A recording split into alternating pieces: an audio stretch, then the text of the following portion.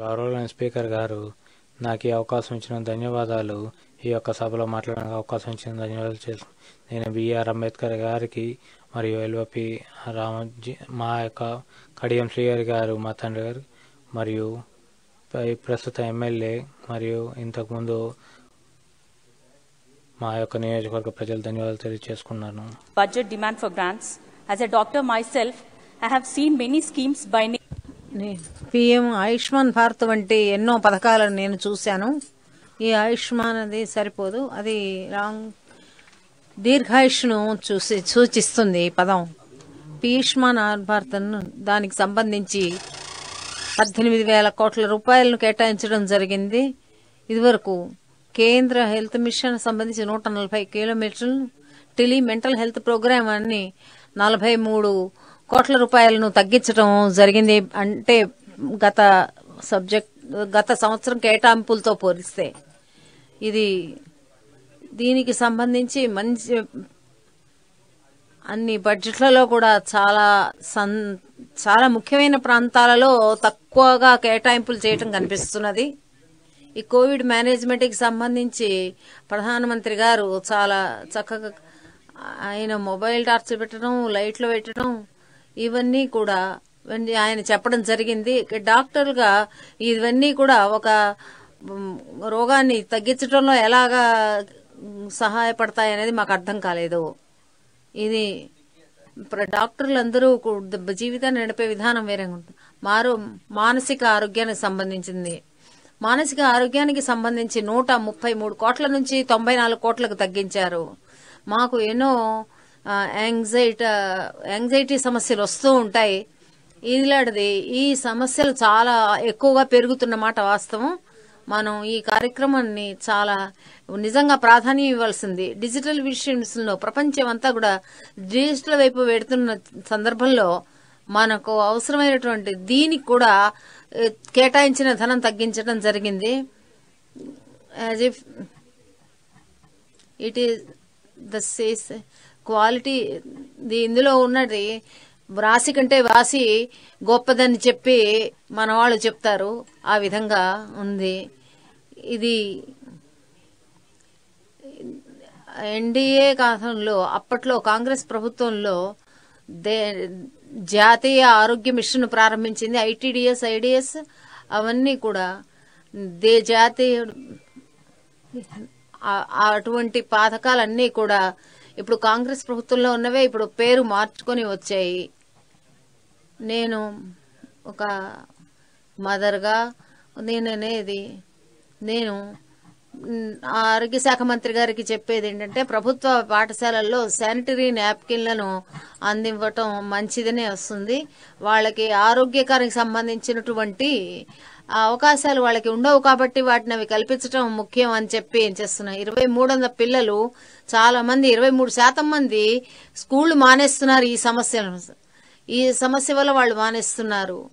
అందుచేత వారికి సరైనటువంటి కౌమార ప్రాయంలో ఉన్న పిల్లలకు మంచి ఆరోగ్యకరమైన ఆహారాన్ని అందించవలసిన అవసరం ఉన్నది. అదేవిధంగా ఇప్పుడు కర్ణాటక కాంగ్రెస్ ప్రభుత్వం కూడా ఈ పథకాన్ని అమలు చేస్తున్నాయి. ఇటువంటి పథకాలతో ఆడపిల్లల్ని ఆరోగ్యమైన శారీరకమైన మానసికమైనటువంటి ఇబ్బందులు ఎదుర్కోకుండా వాళ్ళని సల్పించాల్సింది. ఇక్కడ శానిటరీ వెండింగ్ మిషన్ ని దాన్ని చెప్పడం అనేది శానిటరీ వెండింగ్ మిషన్ ఉండడం కూడా అవసరం. దాన్ని చేయవలసిందిగా నేను మంత్రి గారిని కోరుతున్నాను. అది క్యాన్సర్ డ్రగ్ ధరలను తగ్గించడమే కాదు, దాన్ని తొందరగా గుర్తించి ఆ వ్యాధిని దానికి తగిన సహాయాలను చేయడం అనేది ఈ మందులను ధరలు తగ్గించడంతో పాటుగా చాలా అవసరం. అప్పుడే ఆ చేసిన పనికి ఫలితం ఉంటుంది. అలాగే దీనికి చాలా నీట్ పరీక్షలకు సంబంధించి ఇది ఒక లీక్ సంబంధించినది. అది బాగా ఇక్కడ అది కొత్త పార్లమెంట్ లీకేజీలో కూడా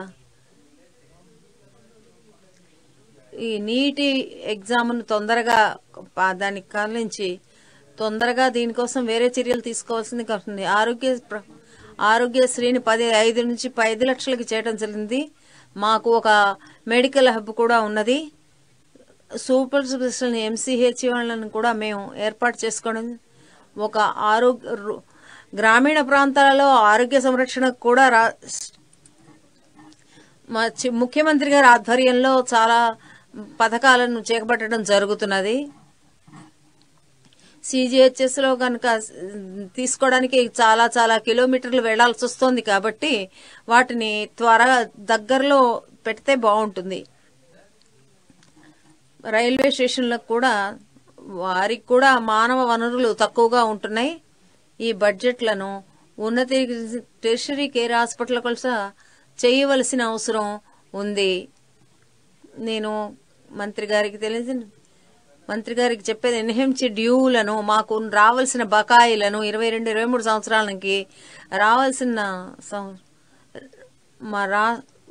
ఇప్పటికే మేము మౌలిక సదుపాయాల మీద దానికోసం 21,000 కోట్లను ఖర్చు పెట్టడం జరిగింది. అంతేత కేంద్ర మంత్రి గారికి మా ముఖ్యమంత్రి గారు ఇప్పటిదాకా పెండింగ్ లో ఉన్న ప్రాజెక్టుల కోసం వారిని నిధులను కేటాయించవలసిందిగా కోరడం జరిగింది. ఇది మంచి అలాగే గిరిజన ప్రాంతాలలో కూడా వైద్యానికి సదుపాయాలు చేయవలసిందిగా కోరుతున్నాము.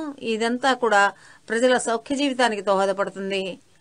కేంద్ర ప్రభుత్వం 156 కోట్ల రూపాయలను 135 కోట్ల లోపల కేటాయించడం జరిగింది. ఇది ప్రతిపక్షాలు పరిపాలించే రాష్ట్రాల పట్ల చిన్న చూపు చూపించడం ఈ కేటాయింపుల్లో కనిపిస్తున్నది. CGHS హాస్పిటల్ పరిస్థితుల సంగతికి వస్తే అందరికీ తెలిసినట్లుగా ప్రధానమంత్రి గారు ఆయన దేశంలో అందరూ కూడా రాష్ట్రానికి ఆరోగ్యానికి ప్రాధాన్యతనిచ్చి తగినన్ని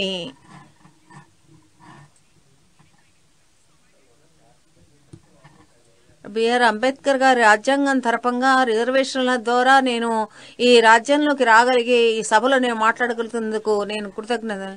SC/ST వాళ్ళ యొక్క ఇక్కడ వాళ్ళందరికీ కూడా ఈ దేశంలో ఉన్న గొప్ప సౌకర్యాలన్నీ కలిగించడానికి అవిశ్రాంతంగా పోరాడిన వారందరికీ కూడా నేను కృతజ్ఞతలు తెలియజేస్తూ అభినందనలు తెలియజేస్తూ ముగిస్తున్నాను.